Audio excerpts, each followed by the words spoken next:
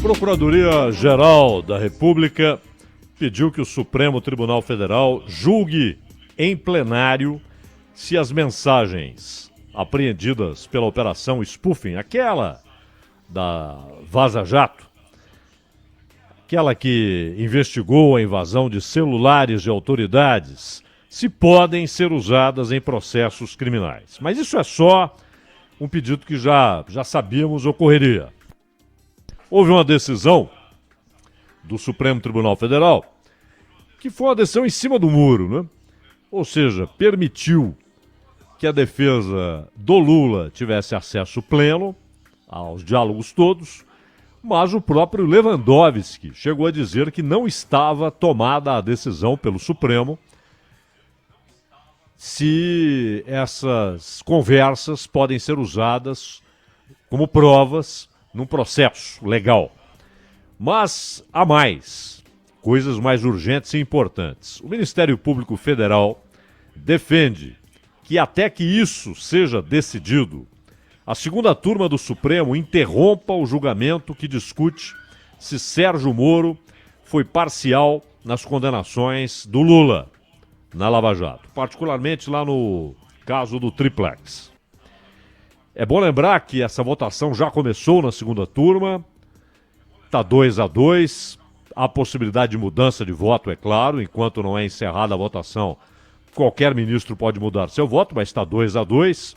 Fachin e Carmen Lúcia votando contra o pedido da defesa do Lula pela consideração da suspeição do Sérgio Moro.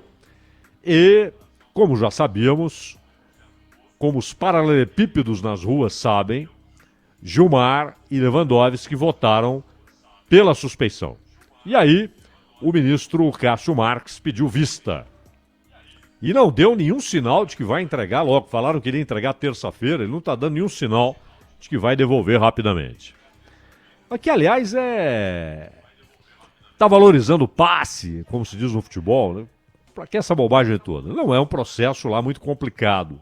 Ele já conhecia a essência do processo. Deveria até ter se debruçado sobre o assunto há muito mais tempo. E não dizer, não sei direito, vou ver agora. Então que veja logo.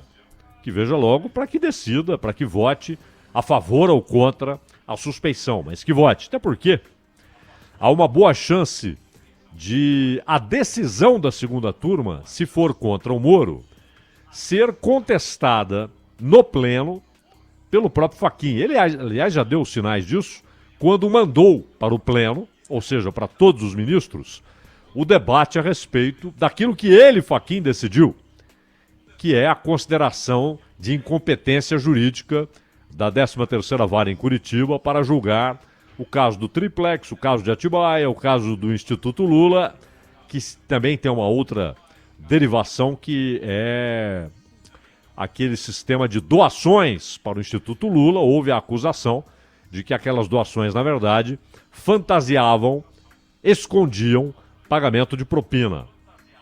Ou seja, corrupção ativa da Odebrecht, corrupção passiva daqueles que receberam dinheiro no Instituto Lula. Essa é a acusação. Então, o Fachin, que aliás, é interessante que depois que ele decidiu e concedeu aquele habeas corpus, ele passou a dar entrevistas e declarações demonstrando que não concorda com a própria decisão. Um negócio fantástico, surrealista, né? Ele tomou uma decisão e depois passou a deixar claro que não concordava com a essência, com o mérito da sua decisão, mas que estava apenas executando o princípio da isonomia. Já que a segunda turma havia decidido assim para outros réus, então que assim fosse decidido para o Lula, e se disse derrotado na decisão da segunda turma e, portanto, resolveu votar com a segunda turma, embora discordando. Como votará o Fachin a respeito de sua própria decisão no pleno? Olha que situação surrealista, né? Ele pode, de repente, votar contra si mesmo, votar contra a sua própria decisão, alegando que antes estava apenas seguindo determinação e decisão majoritária da segunda turma, um 3-2, mas que agora, no pleno, ele votaria diferente. Aconteceu já com a Rosa Weber, mas não em relação a uma decisão dela mesma. A Rosa Weber, ela votava ou tomava decisões que respeitavam a maioria. Ela foi voto vencido na história da possibilidade de prisão depois de condenação em segunda instância. Ou seja, ela tomou decisões considerando que havia uma decisão do Supremo, um balizamento, uma maioria estabelecida, permitindo a possibilidade de prisão depois de segunda instância. Mas, quando o mérito em si, de novo, voltou ao pleno do Supremo, aí ela votou de acordo com o que ela pensa. Votou contra a possibilidade de prisão depois de condenação em segunda instância. Ela não mudou a sua posição, mas ela respeitou o tempo todo quando ela era minoritária. Quando houve a possibilidade de votar no mérito, ela votou. Quem mudou a sua posição, o seu conceito, foi Gilmar Mendes. Esse mudou. Mas o que a análise da possível suspeição de Moro, o que pode acontecer é voltar à pauta na semana que vem, dependendo da pressa ou da morosidade deliberada do Cássio Marques. Se ele vai ou não apresentar o seu voto depois de ler o processo todo. Julgamento que foi suspenso exatamente por isso, num 2-2, não é?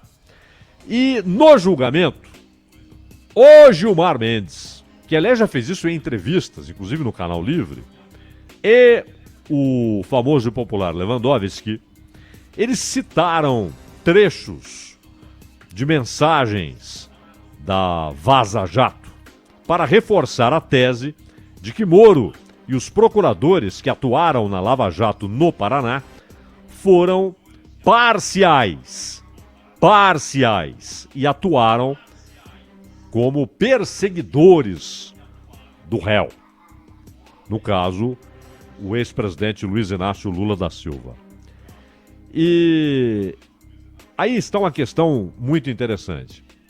Eles argumentaram, portanto isso faz parte dos autos, nos seus votos, dando mensagens, quando na verdade o próprio Supremo ainda não decidiu, não anunciou, não tomou a decisão se essas mensagens podem ou não ser usadas num processo legal, porque obtidas de maneira criminosa, não é? O hackeamento é crime.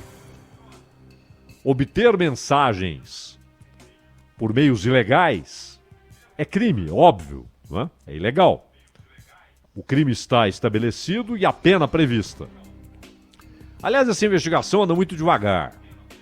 Porém, a decisão se elas podem, tais mensagens, ser usadas no processo legal, não foi tomada pelo Supremo, como anunciou, aliás, o próprio Lewandowski, não é? A anulação das condenações de Lula não levou essas alegações em conta. Isso aqui é o caso Fachin. Ele tomou a decisão por considerar o princípio da isonomia, ao dizer, bom, em casos semelhantes, a incompetência foi declarada. Então, eu declaro a incompetência do Tribunal de Curitiba e transfiro para o Distrito Federal. Porém, o senhor Edson Fachin deixou aberta a possibilidade de o magistrado no Distrito Federal, o juízo no Distrito Federal, tomar a decisão de considerar as provas que foram consideradas em Curitiba, que foram acolhidas em Curitiba, que foram decisivas em Curitiba. Agora, se a suspeição de Moro é aprovada, se a maioria vota considerando que Moro foi parcial, aí, no Distrito Federal, é óbvio que não poderão usar. Aí é o zero, é zerar e começar de novo. E, obviamente, abrir o caminho para a prescrição. Aliás, situação que é comum no judiciário brasileiro. A prescrição já favoreceu tucanos, petistas, empresários. Já favoreceu muita gente. Já favoreceu corruptos e corruptores. E a prescrição passa a ser quase um dado inevitável se zeram o processo. E ainda que não zerem. Agora, no pedido desta quinta-feira, a Procuradoria-Geral da República afirma que é preciso ter uma definição sobre as mensagens, uma vez que o caso pode ter outros desdobramentos.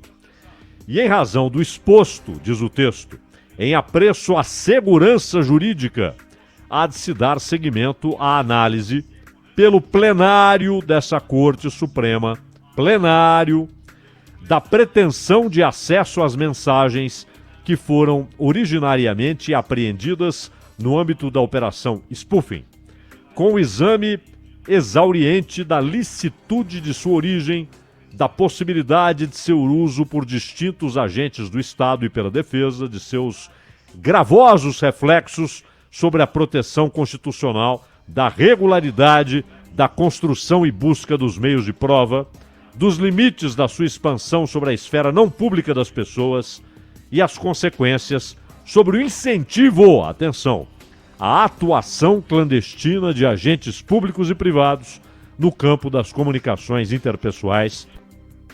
É o que argumenta o vice-procurador-geral da República, Humberto Jacos de Medeiros, deixando claro que ele é contra o uso das mensagens em processo legal, dizendo que se o Supremo aceita o uso das mensagens, ele estará incentivando, inclusive, o crime do hackeamento para posterior uso em processos legais. Seria um precedente seríssimo, argumento o procurador, vice-procurador-geral da República, Humberto Jacos de Medeiros. Então, o Pleno terá de decidir a respeito do habeas corpus do Fachin, a respeito do uso em processo legal das mensagens que foram obtidas com hackeamento, portanto, por meios ilegais, e obviamente terá de decidir, até a pedido do Fachin, hein? A pedido do Fachin, se depois da decisão que ele tomou, ainda há cabimento em julgar a suspeição de Sérgio Moro, a parcialidade ou não de Sérgio Moro. Gilmar Mendes, no seu voto na semana passada, deixou claro que, na opinião dele, as coisas não se misturam e que a decisão do Fachin não impede o prosseguimento do julgamento da suspeição de Sérgio Moro. Bruna.